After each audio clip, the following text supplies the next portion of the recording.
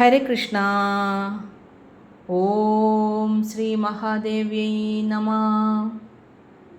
ശ്രീ ലളിതാ സഹസ്രനാമ സ്തോത്രത്തിലെ ഭക്തിമത്കൽപലതിക പശുപാശ വിമോചിനി സംഹൃദാശേഷപാഷണ്ഡ സദാചാര പ്രവർത്തിക എന്ന 78ാമത്തെ ശ്ലോകം വരെയുള്ള അർത്ഥമാണ് നമ്മൾ പറഞ്ഞത്. ഇനി 79ാമത്തെ ശ്ലോകമായ താപത്രയാഗ്നിസന്ദബ്ധ സമാഹ്ലാദന ചന്ദ്രിക തരുണീ താപസാരാധ്യ തനുമധ്യാതമോപഹ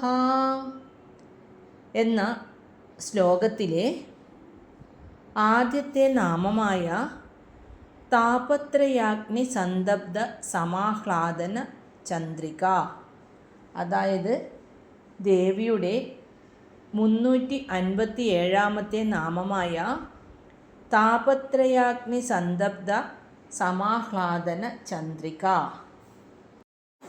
താപത്രയം എന്നാൽ മനുഷ്യൻ അനുഭവിക്കുന്ന 3 വിധത്തിലുള്ള കഷ്ടതകൾ. 1 ആധ്യാത്മികം, 2 ആദിഭൗതികം, 3 ആദിദൈവികം. ആധ്യാത്മികം എന്നാൽ സ്വന്തം ശരീരത്തിൽ നിന്നോ മനസ്സിൽ നിന്നോ ഉണ്ടാകുന്ന ദുഃഖങ്ങൾ, അതായത് മനുഷ്യർക്കുണ്ടാകുന്ന രോഗങ്ങൾ, ഉത്കണ്ഠ, വിഷാദം തുടങ്ങിയവ. ഇനി ആദിഭൗതികം എന്നാൽ മറ്റു ജീവികളിൽ നിന്നോ വസ്തുക്കളിൽ നിന്നോ ഉണ്ടാകുന്ന ദുരിതം, അതായത് മൃഗങ്ങൾ, ശത്രുക്കൾ, മറ്റ് അപകടങ്ങൾ എന്നിവയൊക്കെയാണ് ആദിഭൗതികത്തിൽ പെടുന്നത്. അടുത്തത് ആദിദൈവികം. അത് പ്രകൃതിക്ഷോഭങ്ങൾ മൂലമുണ്ടാകുന്നവ, അതായത് വെള്ളപ്പൊക്കം, ഭൂകമ്പം, ഇടിമിന്നൽ തുടങ്ങിയവ. ഇങ്ങനെ ഉണ്ടാകുന്ന ദുഃഖങ്ങളാണ് താപത്രയങ്ങൾ എന്ന് പറയുന്നത്. ഇങ്ങനെയൊക്കെ ഉള്ള ദുഃഖങ്ങളിൽ നിന്ന് നമ്മെ രക്ഷിച്ച് സന്തോഷത്തിൻ്റെ നിലാവ് പരത്തുന്നവളാണ് ദേവി. അതായത് സംസാര സാഗരത്തിലെ വിവിധങ്ങളായ കഷ്ടതകളാകുന്ന ചൂടേറ്റു വലയുന്ന ഭക്തർക്ക് ശാന്തിയും കുളിർമയും ഏകുന്നത് ലളിതാംബികയുടെ കാരുണ്യമാകുന്ന നിലാവാണ് എന്നാണ് ഈ നാമത്തിൻ്റെ സാരാംശം. ഇനി ദേവിയുടെ 358ാമത്തെ നാമമായ തരുണി, നിത്യയൗവനയുക്തയായവൾ, അതായത് എപ്പോഴും 16 വയസ്സുകാരുടെ പ്രസരിപ്പോടും സൗന്ദര്യത്തോടും കൂടി ഇരിക്കുന്നവൾ. നമ്മുടെ ശരീരത്തിന് മാറ്റങ്ങൾ ഉണ്ടാകാറുണ്ട്. അത് ജനിക്കുന്നു, വളരുന്നു, ഒടുവിൽ വാർദ്ധക്യത്തിലെത്തുന്നു. എന്നാൽ നമ്മുടെ ഉള്ളിലെ ആത്മചൈതന്യത്തിന് മാറ്റമുണ്ടാവുന്നില്ല. അത് എന്നും യുവത്വമുള്ളതാണ്. ആ ആത്മസ്വരൂപിയായ ദേവിയെയാണ് തരുണി എന്ന് വിളിക്കുന്നത്. അമ്മയെ ഉപാസിക്കുന്ന ഭക്തൻ്റെ മനസ്സിനും എപ്പോഴും ഒരു തരുണീ ഭാവം, അതായത് പുത്തൻ ഉണർവ് ഉണ്ടാകുന്നു. ഇനി ദേവിയുടെ 359ാമത്തെ നാമമായ താപസാരാധ്യ. അജ്ഞാനത്തിൽ നിന്നും മോചനം നേടിയവരും സത്യമറിഞ്ഞവരുമായ താപസന്മാരാൽ ആരാധിക്കപ്പെടുന്നവൾ, അതായത് കഠിനമായ തപസ് അനുഷ്ഠിക്കുന്ന മുനിമാരാലും യോഗീശ്വരന്മാരാലും എപ്പോഴും ആരാധിക്കപ്പെടുന്നവൾ. താപസ എന്നാൽ തപസ്വികൾ. സ്വന്തം ഇന്ദ്രിയങ്ങളെയും മനസ്സിനെയും നിയന്ത്രിക്കാൻ ശ്രമിക്കുന്ന ഏതൊരാളും തപസ്വികളാണ്. തപസ്സു ചെയ്യുന്നവർക്ക് അമ്മ വെറുമൊരു ദൈവമല്ല, മറിച്ച് അവരുടെ തന്നെ ഉള്ളിലെ പ്രകാശമാണ്. തപസ്സിലൂടെ ലഭിക്കുന്ന ആത്മീയ ഊർജം അമ്മയുടെ പാദങ്ങളിൽ സമർപ്പിക്കുമ്പോഴാണ് ഒരാൾ യഥാർത്ഥ താപസൻ ആകുന്നത്. ഇങ്ങനെയുള്ള താപസന്മാർ ഹൃദയകമലത്തിൽ ആരാധിക്കുന്ന ചൈതന്യമാണ് ലളിതാംബിക. സാധാരണക്കാർക്ക് ലൗകികമായ രൂപത്തിൽ ആരാധിക്കാമെങ്കിൽ താപസന്മാർക്ക് അവൾ തത്വരൂപത്തിലുള്ള ജ്ഞാനമാണ്. തപസ് എന്ന അഗ്നിയിൽ അവിദ്യയെ ഹോമിക്കുന്നവർക്ക് പരമമായ ശാന്തിയും മോക്ഷവും നൽകുന്നവൾ എന്നാണ് ഇതിനർത്ഥം. ചിന്തകളെ ഒരു ബിന്ദുവിൽ ഉറപ്പിച്ചു നിർത്തുന്ന യോഗികൾക്ക് അനുഭവവേദ്യമാകുന്ന പരമാനന്ദ സ്വരൂപിണിയാണ് ദേവി. ഇനി ദേവിയുടെ 360 നാമമായ തനുമധ്യ, മെലിഞ്ഞ മധ്യഭാഗത്തോടു കൂടിയവൾ. തനു എന്നാൽ മെലിഞ്ഞ. ലളിതാദേവിയുടെ ശരീരം അതീവ ലാവണ്യമുള്ളതും അവളുടെ അരക്കെട്ട് വളരെ നേർത്തതുമാണ്. തന്ത്രശാസ്ത്രപരമായി ഇതിന് സൂക്ഷ്മരൂപിണി എന്നും അർത്ഥമുണ്ട്. പ്രപഞ്ചത്തിൻ്റെ കേന്ദ്രബിന്ദുവിൽ സ്ഥിതി ചെയ്യുന്ന അതിസൂക്ഷ്മമായ ചൈതന്യമാണ് ലളിത പരമേശ്വരി ദേവി. ഇനി ദേവിയുടെ 361 നാമമായ തമോപഹ. തമോപഹ എന്നാൽ ഇരുട്ടിനെ നശിപ്പിക്കുന്നവൾ. തമസ് ഇരുട്ട്, അപഹ അകറ്റുക അല്ലെങ്കിൽ നശിപ്പിക്കുക. അതായത് തമോ ഗുണജന്യമായ അജ്ഞാനത്തെ അകറ്റുന്നവൾ. ദേവി ഭക്തരുടെ ഹൃദയത്തിൽ ഉദിക്കുമ്പോൾ അജ്ഞാനമാകുന്ന ഇരുട്ട് അപ്രത്യക്ഷമാകുന്നു. മനുഷ്യനിലെ മടി, അലസത, അറിവില്ലായ്മ, മോഹം എന്നിവയെയാണ് തമോ ഗുണം എന്ന് വിളിക്കുന്നത്. ഈ ഗുണങ്ങളെയൊക്കെ മാറ്റി സത്വഗുണം, അതായത് പ്രകാശം നൽകുന്നവളാണ് ദേവി. ജനന മരണമാകുന്ന ഇരുട്ടിൽ നിന്ന് പരമമായ വെളിച്ചത്തിലേക്ക്, അതായത് മോക്ഷത്തിലേക്ക് നമ്മെ നയിക്കുന്നവൾ. ഭക്തരുടെ ഉള്ളിലുള്ള അജ്ഞാനമാകുന്ന ഇരുട്ടിനെ മാറ്റി ജ്ഞാനമാകുന്ന പ്രകാശം നൽകുന്നവളാണ് ദേവി. നമ്മൾ കാണുന്ന ഈ ലോകം സത്യമാണെന്നും ശരീരം മാത്രമാണ് താനെന്നുമുള്ള തെറ്റായ ധാരണയെയാണ് തമസ് എന്ന് വിളിക്കുന്നത്. ദേവിയുടെ അനുഗ്രഹത്താൽ ഈ അജ്ഞാനം നീക്കി അഹം ബ്രഹ്മാസ്മി, ഞാൻ ആ പരമാത്മാവാകുന്നു എന്ന സത്യം വെളിപ്പെടുന്നു. ഇനി 80 ശ്ലോകം നോക്കാം. ചിതിസ്തത്പദലക്ഷ്യാർത്ഥ ചിതേകരസരൂപിണി സ്വാത്മാനന്ദലവീഭൂത ബ്രഹ്മാദ്യാനന്ദസന്തതിഃ. ഈ ശ്ലോകത്തിലെ ആദ്യത്തെ നാമം ചിതി. ചിതി എന്നാൽ ശുദ്ധമായ ബോധം.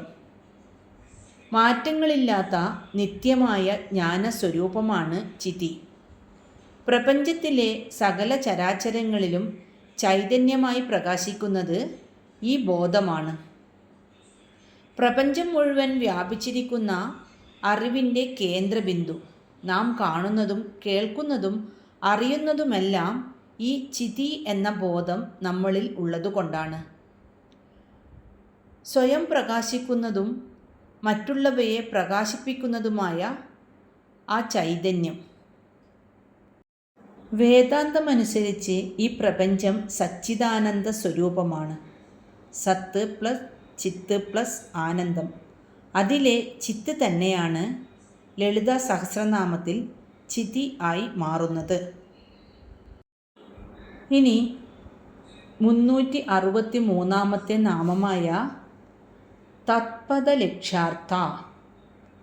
തത് എന്ന പദത്തിൻ്റെ ലക്ഷ്യം തന്നെ ദേവിയാകുന്നു. അതായത് ഈ നാമത്തെ മനസ്സിലാക്കാൻ സാമവേദത്തിലെ തത്വമസി എന്ന മഹാവാക്യം അറിഞ്ഞാൽ മതി. തത്വമസി, തത് പ്ലസ് ത്വം പ്ലസ് അസി.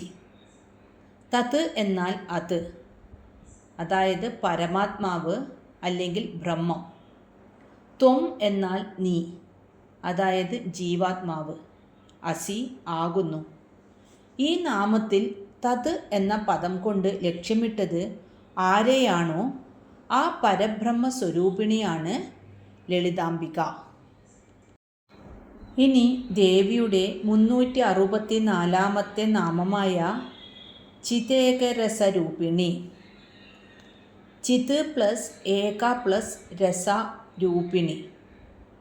ചിത് എന്ന ഏകരസം രൂപമായവൾ, അതായത് ജ്ഞാനവും ആനന്ദവും ഒന്നായിത്തീരുന്ന ആ ഏകമായ അവസ്ഥയാണ് ദേവി.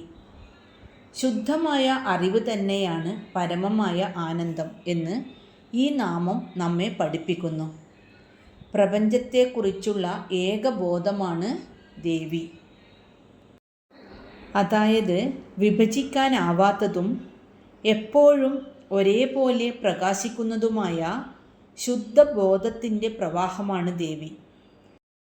സമുദ്രത്തിലെ തിരമാലകൾ പലതാണെങ്കിലും ജലം ഒന്നായിരിക്കുന്നതുപോലെ ലോകം പലതാണെങ്കിലും അതിലെല്ലാം നിറഞ്ഞു നിൽക്കുന്ന ഒരേയൊരു ബോധരസം അവളാണ്.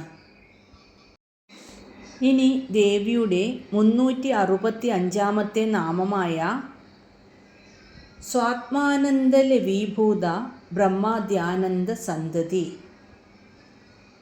സ്വാത്മാനന്ദ, ദേവിയുടെ സ്വന്തം ആനന്ദം. ലവീഭൂത, അതിൽ നിന്നുണ്ടായ ബ്രഹ്മാദ്യാനന്ദ, ബ്രഹ്മാവ് തുടങ്ങിയ ദേവന്മാരുടെ ആനന്ദം. സന്തതി, പരമ്പര, അതായത് ബ്രഹ്മാവ് മുതൽ താഴോട്ടുള്ള സകല ദേവന്മാരും അനുഭവിക്കുന്ന വലിയ ആനന്ദങ്ങൾ പോലും ലളിതാംബികയുടെ സ്വാത്മാനന്ദമാകുന്ന മഹാസമുദ്രത്തിലെ ചെറിയ തുള്ളികൾ മാത്രമാണ്. ബ്രഹ്മാവ് സൃഷ്ടി നടത്തുമ്പോഴും വിഷ്ണു പരിപാലിക്കുമ്പോഴും അവർ അനുഭവിക്കുന്ന ആ വലിയ ആനന്ദത്തിൻ്റെ സ്രോതസ്സ് അമ്മയാണ്. അമ്മയുടെ ആനന്ദം ഒരു മഹാസമുദ്രമാണെങ്കിൽ മറ്റുള്ളവർ അനുഭവിക്കുന്ന ആനന്ദം അതിലെ ഒരു ചെറിയ തിരമാലയോ തുള്ളിയോ മാത്രമാണ്. അത്രയും മഹത്തായ ബ്രഹ്മാനന്ദത്തോടു കൂടിയവളാണ് ദേവി. ഇനി 81 ശ്ലോകം നോക്കാം. പരാപ്രത്യക്ഷിതിരൂപ പശ്യന്തി പരദേവത മധ്യമാ വൈഖരീരൂപ ഭക്തമാനസഹംസിക. ഈ ശ്ലോകത്തിലെ ആദ്യത്തെ നാമമായ പരാ, അതായത് ദേവിയുടെ 366 നാമം. പര എന്നാൽ ഏറ്റവും മുകളിൽ, എല്ലാറ്റിനും പരമകാരണ സ്വരൂപയായവൾ, അതായത് ദേശത്തിനും കാലത്തിനും വസ്തുക്കൾക്കും അപ്പുറമുള്ള പരമമായ സത്യമാണ് അമ്മ. ശബ്ദത്തിന് 4 ഘട്ടങ്ങളുണ്ട്. അതിൽ ഒന്നാമത്തേതും ഏറ്റവും സൂക്ഷ്മവുമായ രൂപമാണ് പര. പരമാത്മാവിൻ്റെ ശബ്ദമാണ് പര. ഈ പര എന്ന ശബ്ദം മഹായോഗികൾക്ക് മാത്രം കേൾക്കാൻ പറ്റുന്നതാണ്. ഏറ്റവും ശുദ്ധവും ദൈവികവുമായ ശബ്ദമാണിത്. ഈ ശബ്ദം തന്നെയായിട്ടുള്ളവളാണ് ദേവി. ലോകത്തിലെ സകല ജ്ഞാനങ്ങളുടെയും മുകളിൽ നിൽക്കുന്ന പരാശക്തിയായ അമ്മയെ അറിയുക എന്നതാണ് ജീവിതത്തിൻ്റെ ലക്ഷ്യം.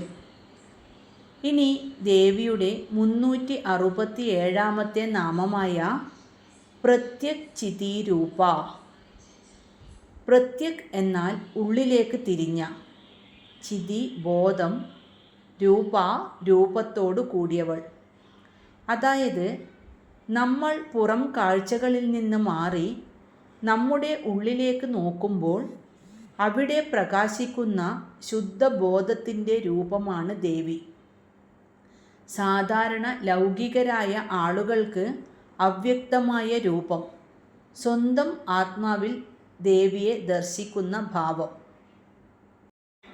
അതായത് നമ്മുടെ ഉള്ളിൽ സാക്ഷിയായിരിക്കുന്ന ആ ശുദ്ധമായ ബോധമാണ് ദേവി. പുറമേയുള്ള രൂപങ്ങളിലോ വിഗ്രഹങ്ങളിലോ മാത്രം കാണേണ്ടവളല്ല അവൾ, മറിച്ച് ഓരോ മനുഷ്യൻ്റെയും ഉള്ളിൽ താൻ ആരാണെന്നറിയുന്ന ആ അറിവായി ശോഭിക്കുന്നവളാണ് ദേവി. ഇനി ദേവിയുടെ 368 നാമമായ പശ്യന്തി. ശബ്ദബ്രഹ്മത്തിൻ്റെ രണ്ടാമത്തെ അവസ്ഥയാണ് പശ്യന്തി. യോഗി ഭാഷയുടെ തലമാണ് പശ്യന്തി. അതായത് യോഗികൾ വാക്കുകൾക്കപ്പുറമുള്ള സത്യത്തെയാണ് തേടുന്നത്. പശ്യന്തി എന്നാൽ കണ്ടുകൊണ്ടിരിക്കുന്നത്. യോഗികൾക്ക് എല്ലാം ദർശനമാണ്. അതായത് അവർ മന്ത്രങ്ങളൊക്കെ കേൾക്കുകയല്ല, മറിച്ച് ഉള്ളിലെ ബോധം കൊണ്ട് കാണുകയാണ് ചെയ്യുന്നത്. അതുകൊണ്ടാണ് ഋഷിമാരെ മന്ത്രദ്രഷ്ടാക്കൾ എന്ന് വിളിക്കുന്നത്. യോഗികൾ ദൈവത്തെക്കുറിച്ച് സംസാരിക്കുകയല്ല, മറിച്ച് ദൈവത്തെ അനുഭവമായി ഉള്ളിൽ ദർശിക്കുകയാണ് ചെയ്യുന്നത്. ആ അനുഭവത്തിൻ്റെ ഭാഷയാണ് പശ്യന്തി. ഇനി ദേവിയുടെ 369 നാമമായ പരദേവത. സകല ദേവതകളിലും വെച്ച് ശ്രേഷ്ഠയായവൾ, എല്ലാവർക്കും ആശ്രയിക്കാവുന്ന, വിധിക്ക് പോലും മുകളിൽ നിൽക്കുന്ന പരമമായ രക്ഷാധികാരി. മറ്റെല്ലാ ദേവതകളെയും പൂജിക്കുന്നതിൻ്റെ ഫലം ഒരു പരദേവതയെ പൂജിക്കുന്നതിലൂടെ ലഭിക്കുമെന്ന് തന്ത്രശാസ്ത്രം പറയുന്നു. ഇനി ദേവിയുടെ 370 നാമമായ മധ്യമ. വാക്കിൻ്റെ അല്ലെങ്കിൽ ശബ്ദത്തിൻ്റെ മൂന്നാമത്തെ ഘട്ടമാണിത്. പശ്യന്തി എന്ന അവസ്ഥയിൽ ഹൃദയത്തിൽ ഒരു രൂപമോ ഭാവമോ ആയിരുന്ന ചിന്ത, അതാണ് പശ്യന്തി. അത് മധ്യമ അവസ്ഥയിലെത്തുമ്പോൾ അതിന് വ്യക്തമായ വാക്കുകൾ ലഭിക്കുന്നു. നാം സംസാരിക്കുന്നതിന് തൊട്ടുമുമ്പ് നമ്മുടെ ഉള്ളിൽ തന്നെ വാക്കുകളെ ക്രമീകരിക്കുന്ന ആ സൂക്ഷ്മമായ തലമാണ് ഇത്. യോഗശാസ്ത്രം അനുസരിച്ച് ഇതിൻ്റെ സ്ഥാനം ഹൃദയത്തിനും കണ്ഠത്തിനും മധ്യയാണ്. അതുകൊണ്ടാണ് ഇതിന് മധ്യമ എന്ന് പേര് ലഭിച്ചത്. ഇത് ശബ്ദമായി പുറത്ത് കേൾക്കില്ല, പകരം ചിന്തകളായി മനസ്സിനുള്ളിൽ നിലകൊള്ളുന്നു. പ്രപഞ്ചത്തിലെ എല്ലാ അറിവുകളും ആദ്യം ചിന്തകളായാണ് രൂപപ്പെടുന്നത്. ആ ചിന്താശക്തി അമ്മയാണ്. ഇനി ദേവിയുടെ 371 നാമമായ വൈഖരി രൂപ. മനസ്സിലെ ഈ സൂക്ഷ്മ ശബ്ദം, അതായത് മധ്യമ, വായുവിൻ്റെ സഹായത്തോടെ തൊണ്ടയിലൂടെ പുറത്തേക്ക് വരുമ്പോൾ അത് വൈഖരി ആയി മാറുന്നു. അതായത് സൂക്ഷ്മ തലത്തിൽ നിന്നും സ്ഥൂലമായിട്ടുള്ള ശബ്ദം. നമ്മൾ സംസാരിക്കുന്നത് വൈഖരി എന്ന തലത്തിലാണ്. വാക്കിൻ്റെ 4 ഘട്ടങ്ങളിൽ ഏറ്റവും അവസാനത്തേതും സാധാരണക്കാർക്ക് അനുഭവവേദ്യവുമായ രൂപം. നാഭിക്കടിയിൽ പര ആയി തുടങ്ങി ഹൃദയത്തിൽ പശ്യന്തി ആയി ദർശനം നൽകി, ബുദ്ധിയിൽ മധ്യമ ആയി ചിന്തകളായി രൂപപ്പെട്ട്, ഒടുവിൽ വായുവിൻ്റെ സഹായത്തോടെ തൊണ്ടയിലൂടെയും നാവിലൂടെയും പുറത്തേക്ക് വരുന്ന ശബ്ദമാണ് വൈഖരി. നാം സംസാരിക്കുന്ന ഓരോ വാക്കും അമ്മയുടെ ഈ വൈഖരി ഭാവമാണ്. വിഖരത്തിൽ നിന്നുണ്ടായത്. വിഖരം എന്നാൽ ശരീരം. ശരീരത്തിലൂടെ പ്രകടമാകുന്ന ശബ്ദമായതിനാലാണ് ഇതിന് വൈഖരി എന്ന പേര് വന്നത്. ഇനി ദേവിയുടെ 372 നാമമായ ഭക്തമാനസ ഹംസിക. ഭക്തരുടെ മനസ്സാകുന്ന മാനസ സരോവരത്തിൽ സദാ നീന്തിത്തുടിക്കുന്ന രാജഹംസമായവൾ. ഹംസങ്ങൾക്ക് ഏറ്റവും പ്രിയപ്പെട്ട ഇടമാണ് മാനസ സരോവരം. ഒരു ഭക്തൻ്റെ മനസ്സ് പ്രാർത്ഥന കൊണ്ടും ശുദ്ധി കൊണ്ടും ഒരു തടാകം പോലെ ശാന്തമാകുമ്പോൾ അമ്മ അവിടെ വന്ന് വസിക്കുന്നു. പാലിൽ നിന്ന് ഹംസം വെള്ളത്തെ വേർതിരിച്ചെടുക്കുന്നു. അതുപോലെ ഭക്തന്റെ മനസ്സിലെ അനാവശ്യ ചിന്തകളെയും മാലിന്യങ്ങളെയും മാറ്റി നല്ലതിനെ മാത്രം സ്വീകരിക്കാൻ അമ്മ സഹായിക്കുന്നു. ഇന്ന് അർത്ഥം മനസ്സിലാക്കിയ നാമങ്ങൾ നമുക്കൊന്ന് ചൊല്ലി നോക്കാം. താപത്രയാഗ്നിസന്തപ്ത സമാഹ്ലാദന ചന്ദ്രിക തരുണീ താപസാരാധ്യ തനുമധ്യാ തമോപഹ ചിതിസ്തൽപദലക്ഷ്യാർത്ഥ ചിതേകരസരൂപിണി സ്വാത്മാനന്ദലവീഭൂത ബ്രഹ്മാദ്യാനന്ദസന്തതി പരാപ്രത്യക്ചിതീരൂപ പശ്യന്തി പരദേവത മധ്യമാ വൈഖരീരൂപ ഭക്തമാനസഹംസിക. ഓം ശ്രീ മഹാദേവ്യൈ നമഃ. ഹരേ കൃഷ്ണ.